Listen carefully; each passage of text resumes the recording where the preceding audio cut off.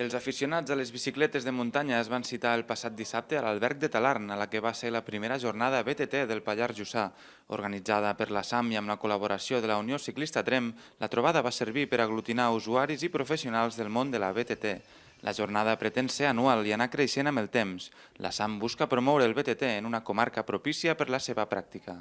Entenem la bicicleta de muntanya com una eina més per practicar l'excursionisme que ve a ser el coneixement del territori i de l'entorn. És una comarca, el Pallars Jussà, molt idònia, ideal, tenim des de planes fins a grans desnivells.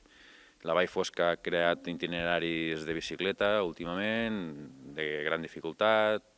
A la comarca, al Pallars Jussà, tot el que és el Montsec, Bontmort, són rutes mítiques. De bon matí va tenir lloc una ruta de cicloorientació en bici que recorria els voltants del municipi de Talarn.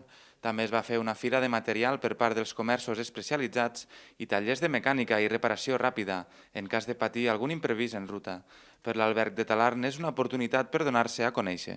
Hi havia la possibilitat de fer una jornada al voltant de la BTT, que a més volíem enfocar d'una manera diferent i que també ens donava l'oportunitat a l'Alberg a participar des de dintre i també a fer un poc de promoció, ja que estem començant ara mateix. La idea és això, donar a conèixer i també més pensant també en guany, que sigui una cosa així més humil, més petita, anar cara a l'any que ve a fer alguna cosa més potent, poder implicar també a més actors, a més administracions. Ja a la tarda es va presentar la guia Pallars Jussà 17 excursions en BTT, de David Guiu i Olga Rovira.